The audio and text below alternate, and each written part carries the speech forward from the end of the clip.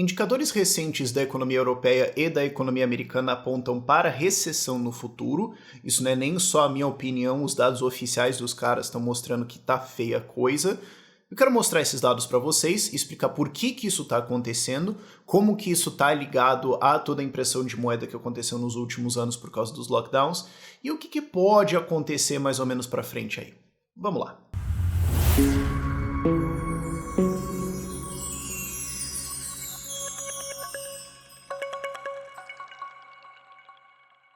E aqui a gente está falando sobre problemas de crédito que vão acontecer em economias no mundo. Quer dizer que todo mundo vai pro saco? Não. Alguns países vão se desempenhar melhor. Ou alguns países, quando isso acontecer, não vão atrás de você para tentar cobrar mais imposto, mas vão tentar responder com colocar mais liberdades para tentar atrair as pessoas que vão estar fugindo dos países que cobram mais impostos. Se você quiser descobrir quais países eles são, se você quiser estar pronto, se você quiser ter um plano, ou especialmente se você quiser estar cercado de gente que está discutindo isso, a SETI está aqui para te ajudar e agora a gente tem a nossa comunidade. A comunidade é um espaço de discussão, um espaço de aprendizado e acesso a todos os nossos materiais. Então, por exemplo, a gente tem curso de teoria das bandeiras, internacionalização, etc., que é $400. Se você comprar a anuidade da comunidade, que é $200, você ganha o curso. E a comunidade. Então, e tem uma porrada de desconto os outros lá dentro. E a ideia é lá você aprender sobre esses países, aprender sobre o que está acontecendo no mundo, que países vão tentar atrair você com isso e tá pronto quando esse tipo de coisa, quando esse tipo de crise econômica bater e alguém vier atrás da sua carteira. Então, dá uma olhada na comunidade, o link vai estar aqui na descrição. Isto posto, ao vídeo. E assim, pessoal, isso aqui não é só minha opinião, tá? Na tua tela agora tá o gráfico de probabilidade de recessão baseado na curva de juros dos títulos de dívida americanos feitos pelo Banco Central americano, do New York Fed, Federal Reserve. Eles têm várias sedes no país, o New York é a principal. Então, a sede principal do Banco Central americano calcula essa probabilidade e a probabilidade está mais alta do que qualquer ponto, exceto a crise de 79 e 83 ali, que também ali foi um negócio complicado. E a probabilidade agora está maior, inclusive, do que foi quando teve a crise de 2008 e a crise da bolha.com. Então, assim, até os caras estão falando, tá pegando fogo, bicho. Tá bom, mas o que tá acontecendo? Vamos do zero. Todos esses vídeos que eu faço esses vídeos a cada mais ou menos 3 meses, se vocês notarem, que é geralmente, assim, 2 semanas depois que saíram os dados agregados do trimestre, alguma coisa assim. Então, por isso, sai a cada 3 meses, a cada trimestre.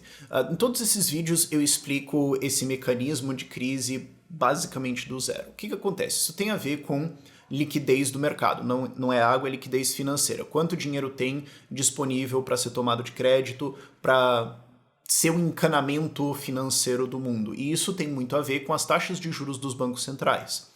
Se eles apertam muito, vai ter menos dinheiro. Se eles soltam, vai ter muito mais. Se tem banco quebrando, se tem operações financeiras indo mal, eles vão começar a puxar muito crédito para tentar não quebrar e isso vai secar esse encanamento.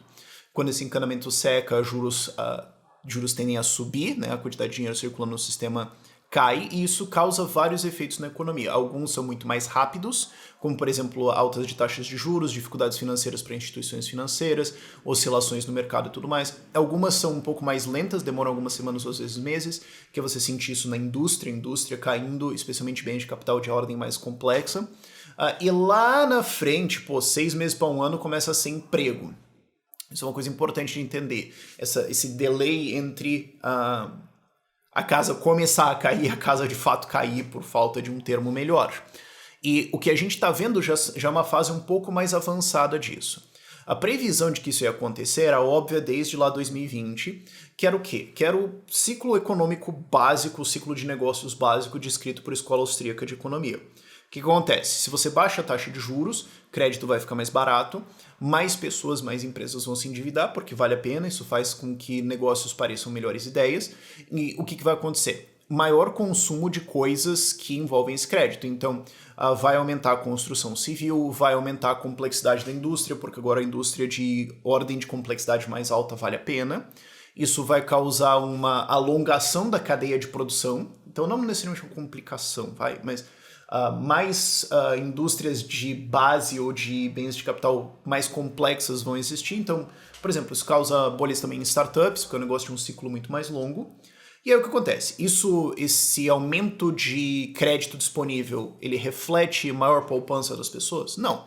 Ele foi a impressora dos governos temporariamente criando uma situação que parece bonita ali. Quando essa situação, então, vira inflação, que é o que aconteceu, e diga-se de passagem, eles falaram que não ia acontecer, e não é só eles assim, os socialistas ou comunistas, o Henrique Meirelles estava falando que não ia acontecer. E assim, eu sei que tem um pessoal que tá com raiva, agora pra você pular pro Henrique Meirelles e falar que ele é um comunista, peraí, cara, vamos dar uma acalmada aí, sabe? Você tinha muita gente só técnica falando que não ia acontecer. Aconteceu. Quando isso acontece, juros têm que subir para conter essa inflação, e isso seca esses mecanismos de crédito e causa um capote. Tanto que aquelas quebradeiras de banco que a gente teve mais no começo do ano foram causadas por isso. Quando isso acontece, o procedimento padrão dos bancos centrais é apertar o botão de emergência e voltar a imprimir para salvar os caras, que é o que de fato aconteceu. Linhas de crédito maiores foram disponibilizadas e a gente consegue ver aqui no balanço do Banco Central americano a evolução desse processo. Isso aqui são os últimos 10 anos. O balanço do Banco Central americano é a base monetária do dólar, isso depois vai ser multiplicado por depósitos, aí vai virar o M1, M2, etc., uma coisa um pouco mais complexa. Mas isso aqui é a guia do que está acontecendo. Então, o que acontece? O balanço foi para 4 e porrada tri em 2015, 16, que foi o pico da bolha e tudo mais, foi o pico desse processo pós-crise de 2008. E conforme o quantitative tightening, que foi o aperto monetário, entrou em 2018, ela começou a cair. E aí todo mundo que entende disso falou, gente, apertem os cintos, o avião vai cair. Eu não sei quando, mas vai. Lá no fim de 2019, a galera esquece disso, porque depois acho que a pandemia tomou conta da memória coletiva, já tinha quebradeira acontecendo. Já teve operações muito complexas acontecendo ali, o pessoal deu uma surtada. E, por causa disso, você tem um leve repique ali no fim de 2019, antes de 2020 bater com a pandemia, você já tem um repique do balanço subindo, porque é o governo voltando a fazer esses programas de impressão de moeda para tentar salvar a liquidez do mercado. Vem o Covid, os caras imprimem a quantidade completamente desconectada com a realidade de dinheiro para bancar os lockdowns. E vamos deixar claro, isso aqui é lockdown, isso aqui foi uma decisão política, não é assim, o Covid causou isso, o Covid foi uma doença. A decisão política de fechar tudo, imprimir tudo para pagar déficits gigantescos foi uma decisão política. E a gente falou, isso aqui vai ter consequências. Armou-se a bolha. E você vê a base monetária crescendo ao longo de 21 e 22. Não à toa teve tanta startup maluca crescendo em 2021. Não à toa teve aquela maluquice das NFTs. Dinheiro a rodo para todo lado. Feito isso, aquele repique no fim do gráfico é a quebradeira. Porque o que aconteceu? Conforme foi passando a crise e tudo mais, o balanço foi caindo, essas operações de injeção de crédito caíram, e alguma coisa vai quebrar em algum ponto. Porque você, ao fazer toda essa expansão de moeda, armou a bolha. Você deu o open bar, agora você tirou a cachaça, daqui a pouco os bêbados começam a passar mal. Eu não sei quando que vai ser, mas traz a água e chama a ambulância. E traz um balde também, ou 30. E o que acontece? Tem esse repique da quebradeira, tem um momento de salvamento, eles vão lá e retorna-se esse programa de enxugamento de liquidez, o que volta a colocar pressão no sistema financeiro, volta a causar quedas, volta a causar problemas, e estamos de volta no mesmo ponto, mais ou menos, do balanço, onde foi a quebradeira de bancos alguns meses atrás. Então, assim, olhando só isso aqui, você fala, alguma coisa vai quebrar. Eu não sei como, eu não sei onde. Mas as fundações desse negócio estão ruindo. Agora é uma questão de tempo. Botem os seus capacetes. E lá no começo do vídeo eu estava falando sobre como isso demora certos tempos para afetar coisas diferentes. Então, vai afetar o mercado financeiro um pouco mais rápido, porque a velocidade entre isso acontecer e virar uma compra ou venda lá no mercado financeiro é muito rápida, não é nem horas, é minutos ou segundos, dependendo da situação. Então, você vai conseguir sentir isso mais ou menos ali, mas tem outras coisas também que vão afetar o mercado financeiro, expectativas futuras e tudo mais. Então ele não vai refletir isso muito claramente. Agora, uma coisa que vai refletir muito mais claramente, mas que demora um tempo para pegar, é a indústria. Qual é a previsão da teoria de ciclos de negócios do business cycle de escola austríaca? Quando você tem a impressão, você tem um alongamento da cadeia de produção, quando a impressão sai, ela encurta e as coisas que estavam aqui começam a quebrar, porque elas não conseguem mais se sustentar. Pois bem, na tua tela agora você tem o PMI alemão. O que é o PMI? É um índice que mede alguma coisa. Índice é de index. Então ele está medindo indústria nesse caso. Você pode ter o PMI de serviço, você pode ter o PMI da economia, você pode ter o PMI de governo, o que você for fazer. Esse aqui é o PMI de indústria, manufacturing. Como é que o PMI é construído? Matematicamente é um negócio meio complexo, mas 50 é zero. 50 tá tudo parado, não estamos crescendo nem encolhendo. Para cima de 50 estamos crescendo, para baixo de 50 estamos encolhendo. Então, vocês conseguem ver o período ali antes de 16, 18 e tudo mais, teve um crescimento para a Alemanha, muito que bom, e teve uma desaceleração muito forte, que foi esse enxugamento de liquidez do mundo. Ah, mas foi nos Estados Unidos. Afeta o mundo. Depois de 2020 ele explode de novo, porque justamente liquidez volta pra caramba, então a indústria pode ter um monte mais de pedidos, tem um monte de complexidade maior, e você tem depois o repique da recuperação e tudo mais, e de 2020 para cá, 2022 para cá, aliás, está sendo uma lástima gigantesca, chegando a um índice de 38,8 agora, que é quase o fundo da pandemia. É um encolhimento brutal que está acontecendo na Alemanha agora. Ah, mas é só na Alemanha. Não, eu coloquei a Alemanha primeiro porque a Alemanha é basicamente um motor industrial econômico da Europa. Agora para a Europa, mesma coisa, 10 anos você vê basicamente o mesmo padrão, e aí você percebe que eu estava falando de Alemanha, porque você fala, pô, mas tem muito pouca diferença entre esse gráfico e o da Alemanha. Então, é basicamente um proxy. Mas estamos de volta em 42. Também o único ponto fundo antes disso foi 2019, quando eu falei que teve aquela quebradeira, o pessoal parece que esquece, e o fundo da crise do Covid. Ah, mas é só na Europa. Estados Unidos. Claro, Estados Unidos está um pouco melhor, teve um repique recente, mas está em encolhimento, sim, caiu de um índice de quase 65 para agora 45 a 50. Estamos agora em 49, mas a tendência não está muito bonita, também um ponto de queda muito forte. Até mesmo China, e quando você... Agora o dado chinês. E você tem que abrir um espaço aqui para mentira e tudo mais. Até mesmo a China está mostrando uns sinais meio flim-flam aqui. Claro, o padrão deles é um pouco diferente porque o jeito de lockdown deles foi diferente. Então isso vai afetar inclusive a produção industrial. Mas os caras não tá bem o negócio aqui. Claro, tá muito melhor que a Europa, né? Se eu fosse um país com os dois gráficos eu ia querer isso aqui. Agora, não tá bom, está indicando uma desaceleração e nós temos um problema aqui. O que não ainda grita recessão é uma coisa que eu sempre mostro quando a gente está falando dessas crises de crédito, que é o spread FRA-OIS, que é basicamente um jeito de você medir fragilidade no mercado de crédito, né, de liquidez, que é basicamente um indicador de recessão muito forte, um indicador de crise, aliás, muito forte. Aqui na tela para vocês está os últimos 10 anos também, vocês podem ver que o negócio vai maluquete completamente em 2008. Em 2012, aquele pico é a crise de falência dos países na Europa, então quando Portugal, Irlanda, Grécia, etc. deram caput, faliram, foi ele para 50 pontos e tudo mais. Você tem o pico ali do Covid, que é a segunda linha cinza, e aquele pico ali, que só é empatado pela crise de 2012, que é a crise dos países, o Covid, a crise de 2008, foi a quebradeira de bancos no começo do ano agora. De lá para cá, teve um aumento de liquidez dos bancos centrais, sim, teve um alívio. Agora, não voltamos a um nível normal. Né? Estamos em agora 25 pontos, o que até que é calminho, mas uma economia calma está entre 10 e 15. Aí você fala, pô, mas esses 10 aí, que diferença que faz? Num medidor tão sensível como esse, por isso que eu gosto desse medidor, num medidor tão sensível como esse de economia global, de crédito global, 0,1% é uma pedrada. Tanto que a diferença entre tá tudo bem e estamos correndo para todo lado surtando é de 0,10, 0,15 para 0,50, 0,75. Essa é a diferença de tá tudo bem para absoluto caos, nós vamos morrer.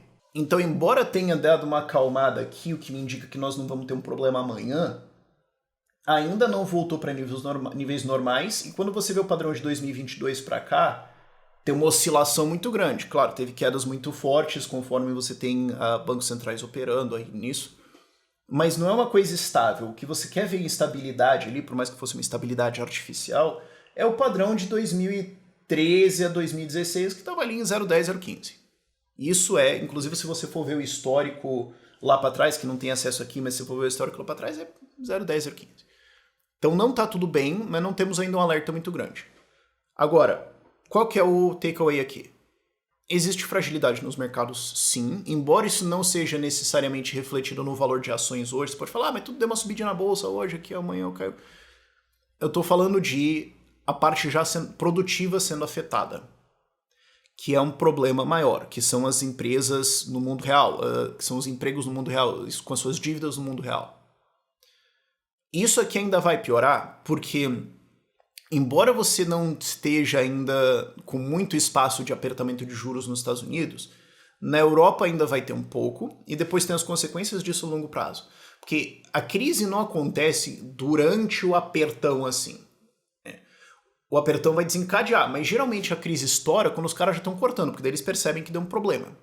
Você tem aí uns 3 a 12 meses, muito largamente falando, entre os juros subirem, as consequências disso percolarem pela economia e começar a derrubar a gente. Mas nós temos uma situação grave aqui.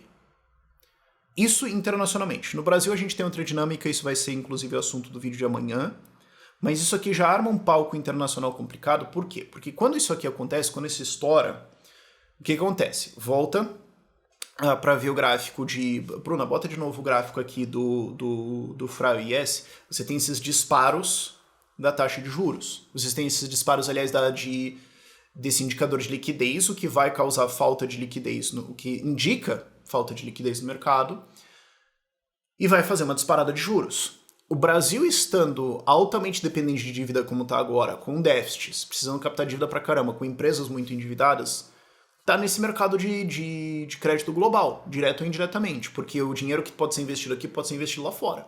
Então, de repente, você vai ter gente lá fora pagando muito mais.